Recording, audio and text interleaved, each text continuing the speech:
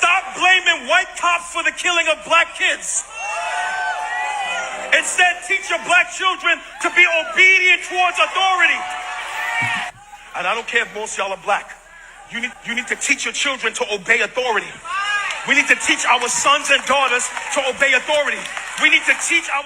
Tamir Rice was a 12-year-old boy that was taken down by law enforcement before he had the chance to comply because he had a toy gun. Terrence Crutcher was a grown man that had his hands up in Tulsa, Oklahoma, and literally they shot him down. So when we start talking about black people's inability to conform to authority, it really is not only preposterous, but it shows you're lost in the sauce of white supremacy that always try to justify violence being put onto the black body. And I think that is not Jesus-like, you feel me? Because you shucking and jiving in front of your entire congregation trying to condemn parenting and trying to say we don't abide by authority, where in actuality, hey, listen, if I said yes or no, I would pop in my mouth. Yes, what? Yes, ma'am.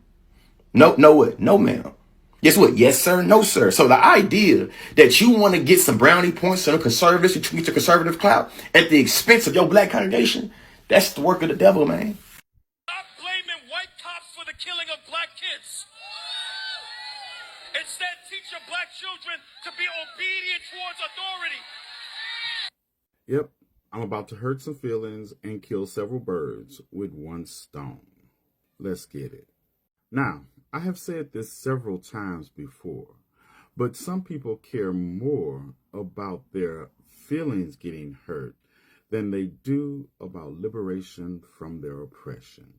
If you continue to practice, adopt, and in any way live the religion of the oppressor, you're only ensuring that you will continue to be oppressed by the oppressor. Case in point, Pastor Philip A. Mitchell of the 2819 Church in Atlanta is preaching the message of the oppressor to the oppressed. You need to teach your children to obey authority. We need to teach our sons and daughters to obey authority. We need to teach our children to not fight against authority, not fight against cops, not rebel. Be model citizens. See, the fallacy of that we sick master pastor falls apart at the death of Tamir Rice. The compliance of Fernando Castile. The murder of Atiana Jefferson as a police officer stood outside in safety and fired through a window. What's really wrong with some of us black folks? I mean, look, I understand we are going through a lot of things, and all we need as black folks is unity. Whether you're a preacher, whether you're a doctor, whether you are a person, don't think that the position you are so much privileged to the extent that you forget your blackness. Now, there's something that I want to talk about. This black preacher that tells black people to teach their kids to act well so that they don't get unalived by white cops. I really find this diabolic in the sense that, why would you do that? This is a black person. You're a person who has grown in the black neighborhood, or unless maybe you've not grown in a black neighborhood, but you understand the struggles that black people have gone through. This is so sad. When you check sociology or political science, there is a phenomenon we can use to describe this. And this is a problem that has been left by our colonial masters, our enslavers. We are still embracing the legacy of what they did to us. They're using religion. They're using religion to weaponize. They're weaponizing religion against their own blackness. Now, in post-colonial theory, we speak of colonial mimicry, the phenomenon where colonized subjects imitate the behavior and ideologies of their colonizers in an attempt to gain acceptance or legitimacy. The preacher, in this case or in this context, becomes a mimic man, adopting the language of moralism and personal responsibility popular in white evangelical circles. Right? While ignoring the systemic violence that shapes black lives in America. His statements decontextualizes the death of black children, whether through police brutality, corporate poisoning, for example, faint water crisis, food deserts, or exploitative media, and reduce it to a parental or spiritual failure. This not only distorts reality but reinforces neoliberal individualism, which insists that structural injustices can be solved solely through personal reform, not a collective action. That's why I find this so problematic. And that reducing the burden to the parent or to one side instead of looking the failures of the system to look out for the black youths. And this is something that has been happening for the longest time. I'm a person, I haven't been in the United States, but trust me, from the articles that I've looked about black kids in the United States from history back time immemorial, I'm certain to say that it is not about the black parent. There might be an aspect of a black parent, I agree, yes, but they are also failing to see the systems that have failed to look and to consider black kids. So I want us to watch this video. I'll be back with my commentary as usual. As you know, these are presented Ginger Stories. For those who are watching us for the first time, I'll ask you to subscribe to the channel, join our membership, and really get to see what we can offer you. But until then, let's watch the video. I'll be back. The callous killing of Bottom John, who was in his own home also, minding his own black-ass business, when Amber Geyer decided to waltz in and pull her police revolver and shoot him to death. And you all say you all stand against oppression and you will fight by any means necessary while listening to the words of this coon. Stop being rebellious towards authority. Be submitted to laws and ordinances. So let me get to my next bird, and maybe if I haven't hurt your feelings already, this one probably will. I was wondering where this movement was coming from and who it was led by, of sitting down and doing nothing in the face of oppression and authority for the next 4 years. And I guess I found your leader. Because anyone who thinks that Harriet Tubman would have took a vacation in the face of oppression is a fool. And I'm not going to go back and forth with somebody that Harriet Tubman would have shot. Someone that Winnie Mandela would have put at the end of a machete. The woman who never sat down or listened to Rocket Raccoons talk about sitting down.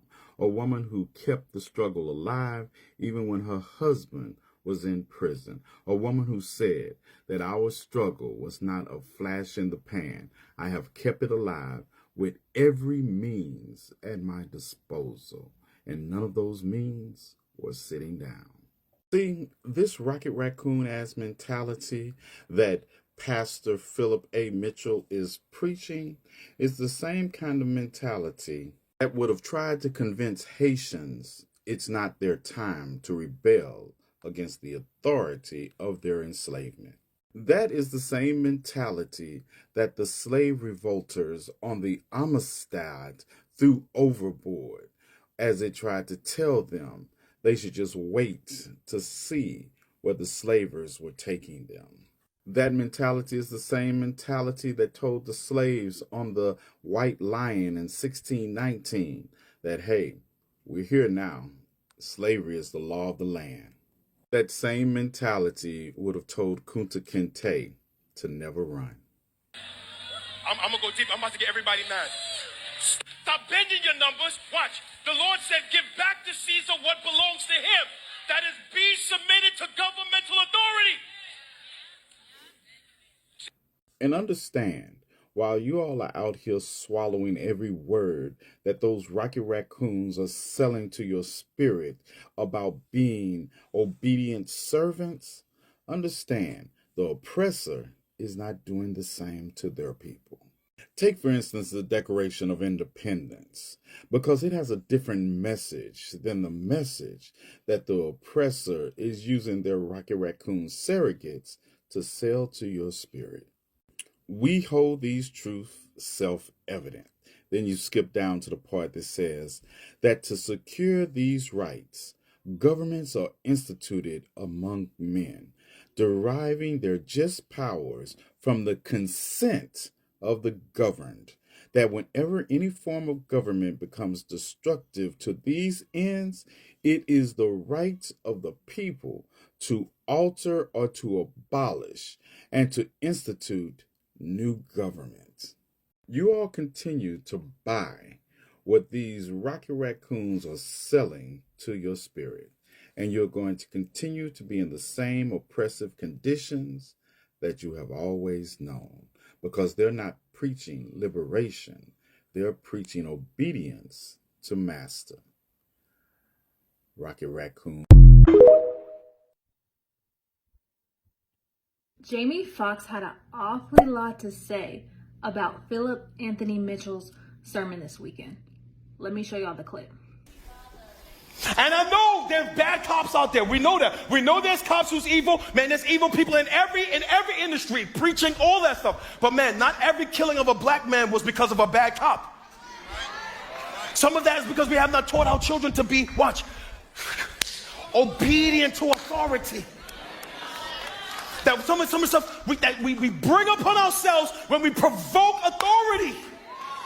And what the Lord is teaching us in this moment is to be model citizens that obeyed the laws of the land even when they hurt. Listen, after Jesus is resurrected, we see the evidence of this in the teachings of his followers. Romans chapter 13 and verse 1, the Apostle Paul writes to a church he did not found, let every person be subject to the governing authorities. Listen, be a model citizen. For there is no authority except from God, and those that exist have been instituted by God. Therefore, whoever resists the authorities resists what God has appointed. And those who resist will incur what? Judgment. For the rulers are not a terror to those who have good conduct, but to those who are bad. Would you have no fear for the one who's in authority? Then do what is good. Be a model Christian, and you will receive his approval. For he is God's servant for your good. But if you do what is wrong, you better be afraid. Prison is coming. Jail is coming. A bullet is coming. A ticket is coming. The IRS is coming. This clip is trending all over social media. He just preached it this weekend. I encourage y'all to watch the full sermon. But in the comments, let me know your thoughts on what you think was said and what you believe should be done on this topic. And I'll do my best to comment back to each one of y'all. Yeah, check out this clip real quick. Stop blaming white cops for the killing of black kids. Instead, teach your black children to be obedient towards authority. And I don't care if most of y'all are black. You need to teach your children to obey authority. We need to teach our sons and daughters to obey authority. We need to teach our children to not fight against authority, not fight against cops, not rebel. Be model citizens.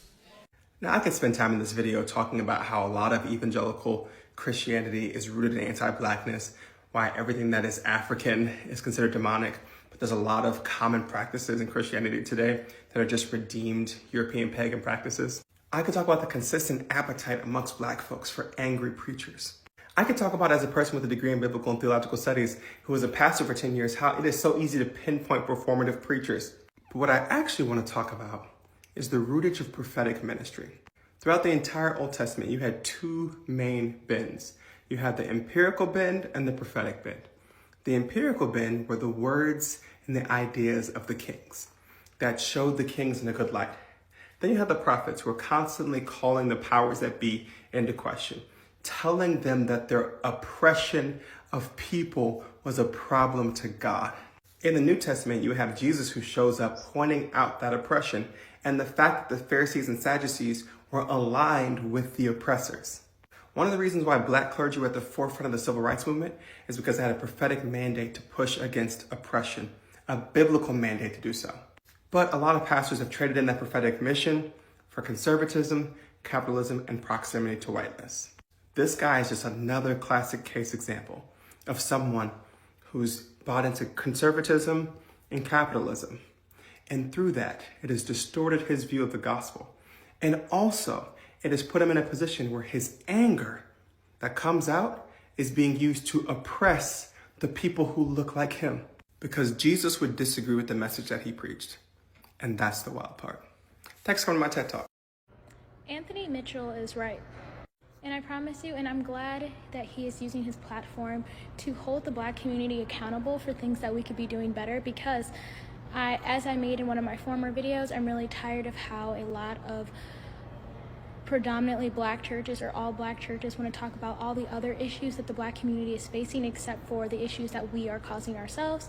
And I like that he is saying to the Black community that we need to do better at how we respond to authority. And now the Black community is up in arms about it, because anytime a Black person starts to hold the Black community accountable to the things we could be doing better, they want to cancel them. I feel like that's why you don't see a lot of Black leaders or a lot of Black people going against the grain and talking about the ways to improve the Black community, because the Black community literally wants to, I disagree, you don't want to talk about our own issues. I'm glad he is. This is the comment, y'all. This one right here. The oppressed become the oppressors. Religion continues to be the number one tool to oppress us. So many of our people don't know that one of the first slave ships was called the Good Ship Jesus.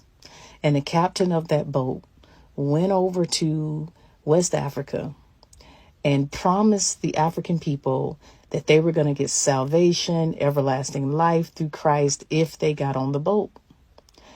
They got on the boat, and we know what happened to them on the boat. And while they were suffering underneath, the captain of that boat proceeded to have church services several times a day above the boat. And it's so ironic that that's the way it is today. They're prospering. For every dollar they have, we have 25 cents. Yet we have Black pastors who go off to white seminaries and come back, and they're now colorblind and say, oh, no, we're all one in Christ. Not addressing the systemic issues of police brutality. What do we get instead? Gaslighting. Not only gaslighting for more money so that they can build bigger buildings to house more people, and the leaders become superstar preachers that are very wealthy. But then they say stuff like the pastor in Atlanta said, when he said that, all cops ain't bad. You know what? The problem is you need to teach your children how to obey authority. Okay. The issue with that statement, Breonna Taylor, who was sleeping and was awakened by cops at her door after she was, serving her community through her career. Then we have Ahmaud Arbery, who's jogging, loses his life, and so many more. Yeah, I had to speak up on this comment because you're right. The oppressed now becomes the oppressor. Now we're doing their job. Now, you know what? They get us all wrapped up into religion. And we're all believing this colorblind lie that, you're just one in Jesus. There's no racism. There is no systemic racism. There is nothing, despite the fact that Black women are 3 to 4 more times more likely to die during childbirth because their pain is ignored, their symptoms is ignored. But they won't address that in the church because it's not popular to those who are the head of white supremacy. And that's the men who they submit to, who their churches are up under. Let's talk about the situation with Pastor Philip Anthony Mitchell. If you're not aware, there's a clip going viral right now about him talking about obedience and teaching Black kids how to be obedient to authority figures. Unlike a lot of other people, I'm not going to take the anger and attacking route in my invitation to discourse. I am going to take a more pragmatic and holistic approach, as I do with most things, but I just want to preemptively say that for all of my people who are avid supporters of him, and it's really hard for you to hear feedback when it comes to people that you really like. So this is going to be educational, all right? So let down your guard for a second and hear me out. As a therapist, one of my frustrations with pastors in general is that while I appreciate their efforts to talk about current events and current issues that are prevalent in our generation, they often jump past their realm of capacity and study and dive straight into areas that require a lot more nuance, tact, compassion, or just knowledge overall. For example, when pastors talk about trauma from the pulpit, I'm always very keen on how they address it, because a lot of the times it's just missing some of the real science and evidence and social studies that is required in order to talk about trauma in an informed way. So one of the things that I have encouraged and would love to one day create a curriculum on is how to preach the gospel in a trauma-informed way, because I believe that the Bible is trauma-informed in a lot of ways. When we look at the idea of be transformed by the renewing of your mind, that concept alone to me speaks to narrative theory, which is a therapy that I practice. I practice a narrative approach to therapy. But sometimes when pastors are talking about trauma, when they're talking about depression, when they're talking about anxiety, they do not often do it in a way that is trauma informed, or that is just informed in general on the way the brain works and how that connects to how God created our brains to work, etc. I said all of that to say sometimes pastors speak beyond their realm of information.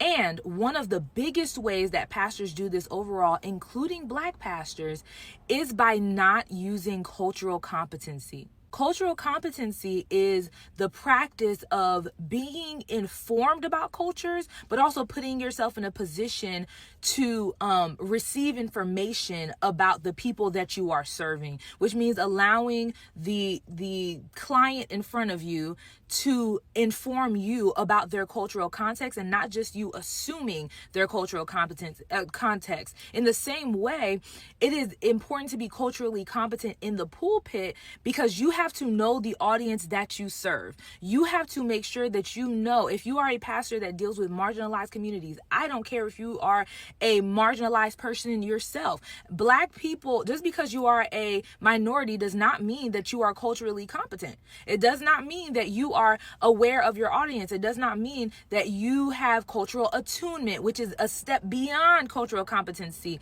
It's you kind of being in sync with the people that you serve. But at baseline, pastors should be culturally competent. So that way they deliver a gospel that speaks to the cultural context of the people that they live in. The same way the Bible is a culturally competent book, because it was made in a time and for a culture that would understand the various nuances of what the Bible says. Or like they didn't have the Bible back then. My point is, like the word, like the Torah was a cultural book for the Jewish people of that time. So they understood and received the word in context for what they were living in. So I bring up cultural competency because what I believe is the bigger failing of Pastor Mitchell is not just what he said, it's the fact that he said it at all, or that he delivered his message in a way that wasn't mindful of his overall audience. Not just the audience in the room, but the fact that he has a global, at least national platform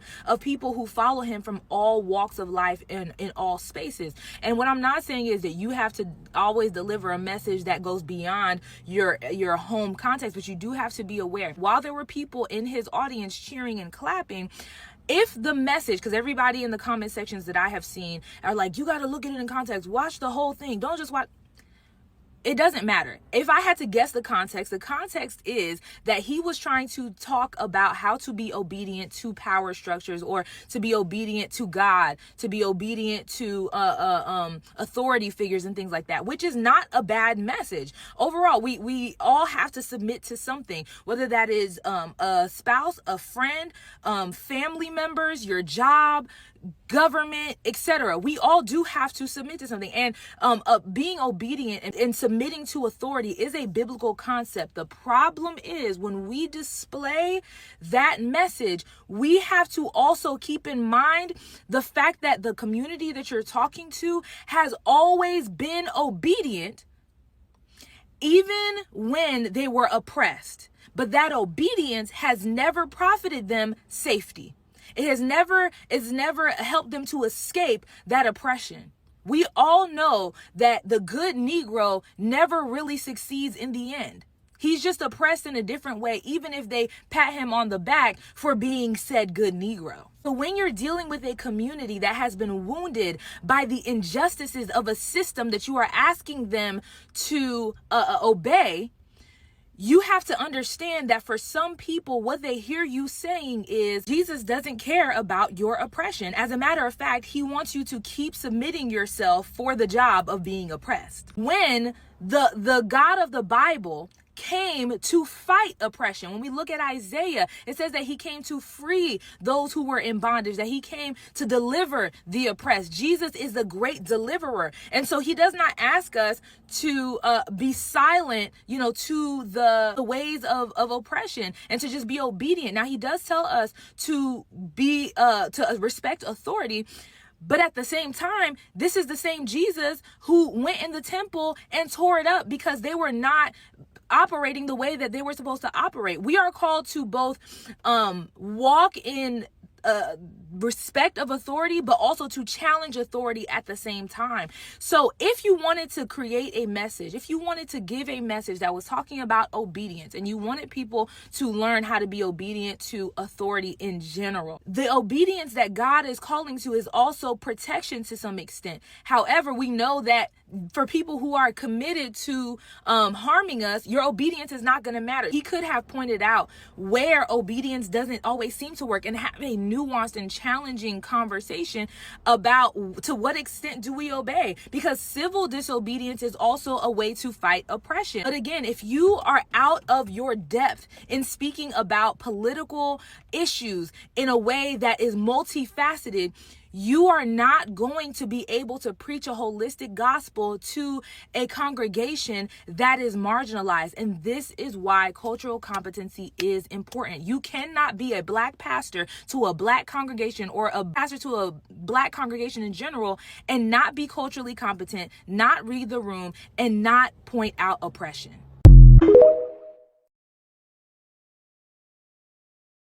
Pastor Philip Anthony Mitchell, that man ain't said nothing wrong. He ain't said nothing wrong at all. Y'all just don't like accountability. Anybody that's ever worked with the younger black generation knows that as our culture, we have a respect problem. It has nothing to do with systemic racism. It has everything to do with how people are raised. I've been there. I have worked with younger black kids in the public school system, and there's a respect issue. They will cuss you out. You tell them you're going to call the parent. They say, call her. She'll cuss you out too. So we have a culture that not only enables disrespect, but protects disrespect. That man ain't saying nothing wrong. There's police brutality, there's systemic racism, there's all that, but there's still a respect problem in our community that we got to talk about. So you are like me and you love watching Pastor Philip Anthony Mitchell, and you are like, that church is on fire, that church is amazing, that church is growing, that church is expanding, and then you think, man, I wish I lived there. Do you think that God made a mistake planting you where you are? Do you think that part of your testimony is not where the dirt is underneath your feet right now, and that maybe there's a church within your location, that it may not have the same fervor and the fire, but maybe what you're learning from Pastor Mitchell, maybe you're supposed to be that kindling that goes in and renews that ember that's somewhere within that church? It is so easy. I used to listen to a pastor who was in Texas, and I would always say, man, I wish I lived there. I wish I lived there. I wish I sat under that teaching every week. And then I heard him say one time, he said, every single time somebody moves to this church and says, I just felt like God called me here, he said it ends up being a mess. Because God didn't call them there. They heard a good message and they wanted to go there. But that message wasn't for them. That message was for this church. And they weren't part of this church at that point. But that message might have been for them. But it was for them in the community they were in. And usually they end up going back. And I thought that was interesting. A very interesting inside view from how some of these churches work.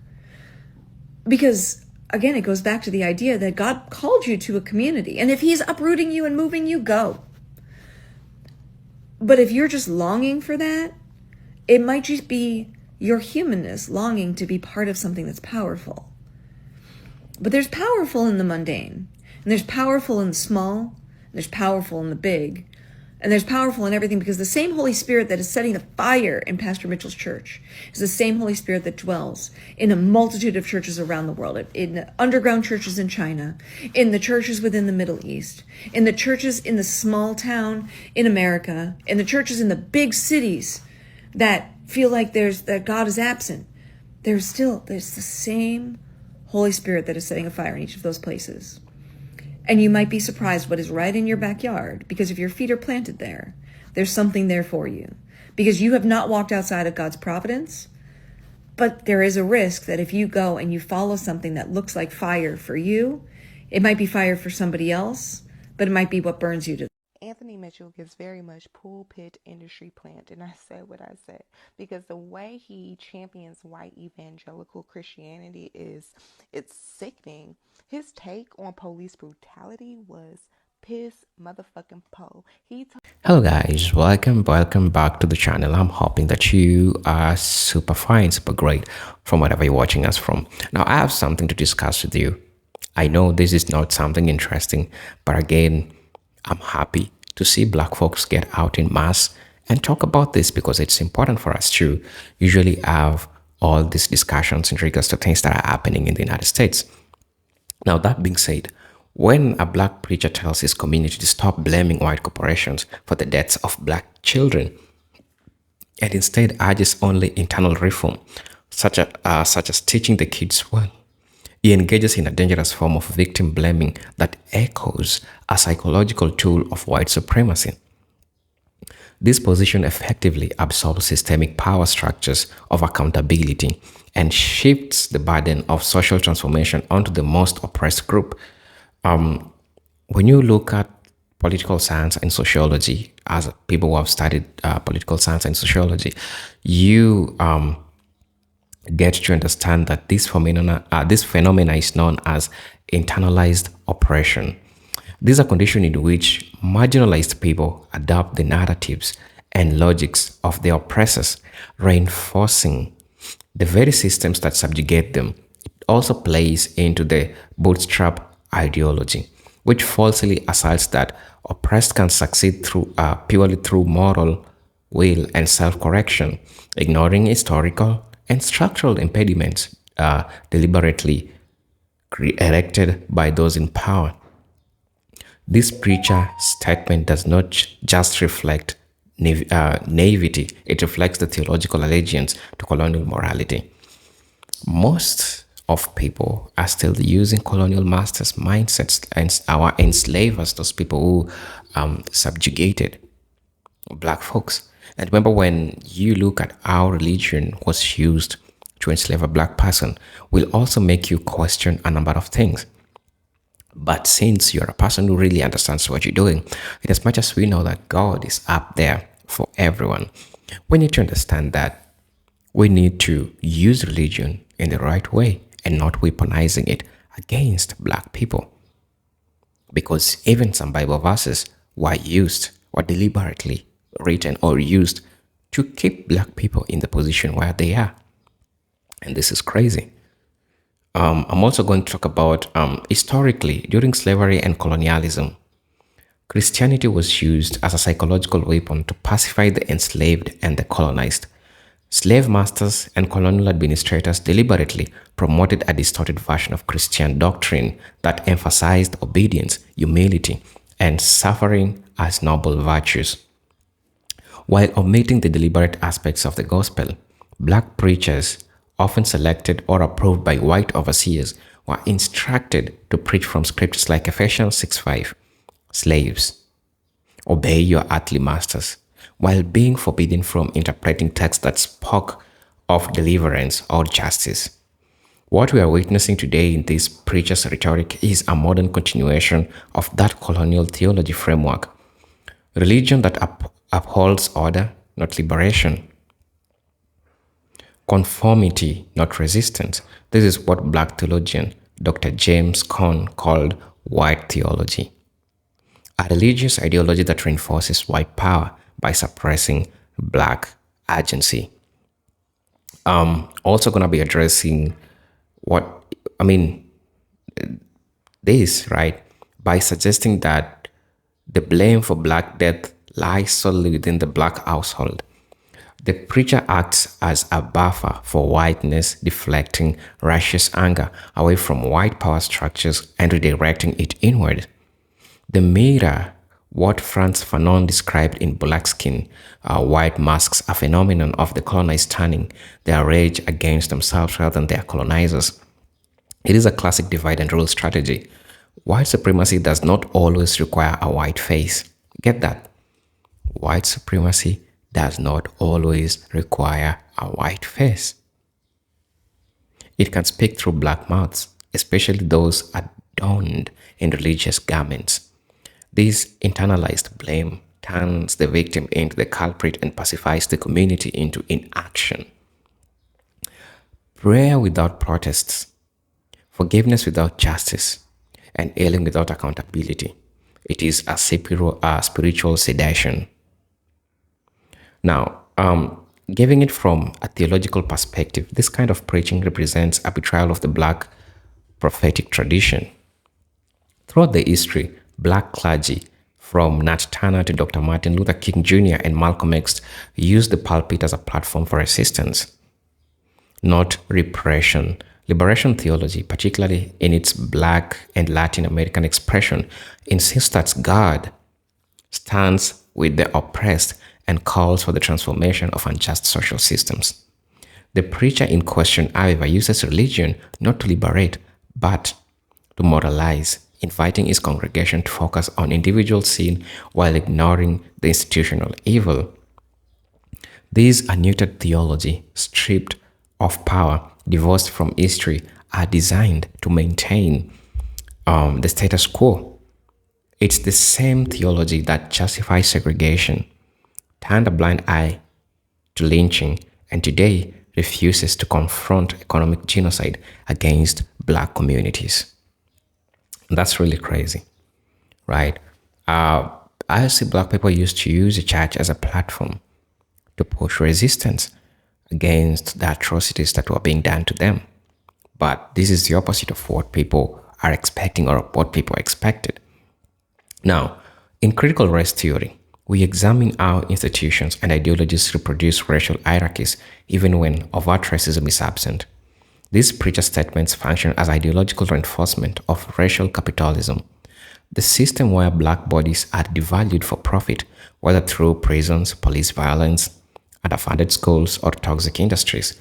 By refusing to name white corporations as perpetrators, the preacher effectively shields them from scrutiny and reinforces a myth, the myth that black suffering is self-inflicted.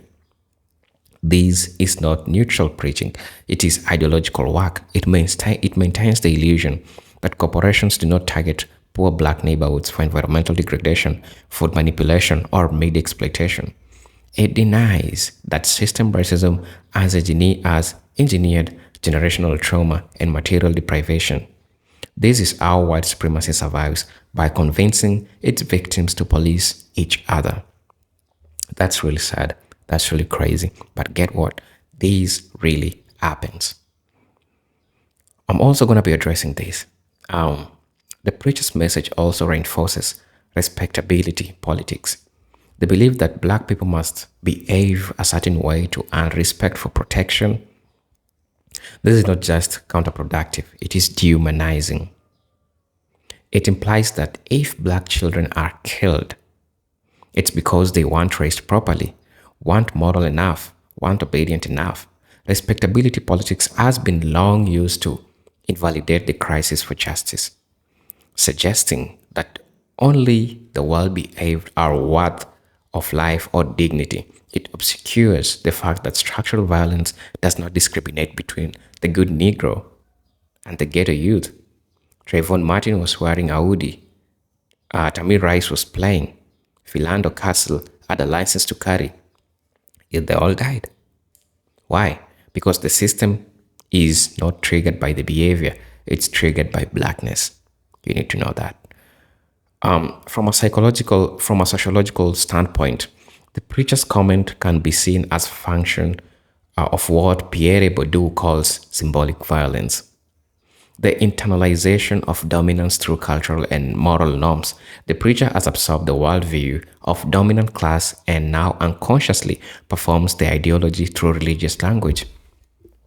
Symbolic violence does not require physical coercion. It works through institutions like church, education, and the media. In this case, the church becomes the site, not liberation, but of discipline, a space where Black people are taught to blame themselves, forgive their oppressors, and accept suffering as divine will.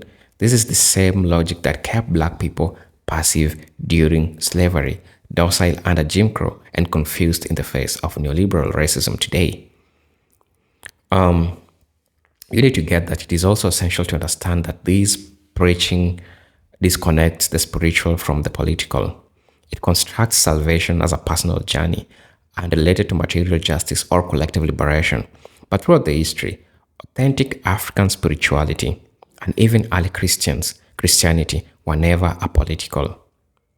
They were deeply tied to the land, to the people, to the community. They resisted empire, exploitation, and idolatry. What this preacher promotes is not authentic spirituality, it is a colonial distortion. It condemns Black rage while making no moral demands on white power. It silences prophetic critique and replaces it with sermons about personal virtue and family discipline, as if these alone can stop bullets, reversing redlining, and dismantling corporational greed. So, I really want to know what you think about all this. As you know, these are presented Jingle Stories, and thank you for watching my video until this point.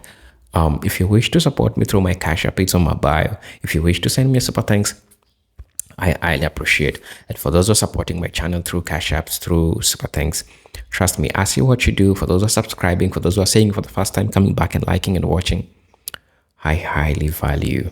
So, thank you for taking your time and watching. As you all know, these are presented Jingle Stories, and I'm hoping to see you in my next video. But until then, peace, love, and harmony. Salute.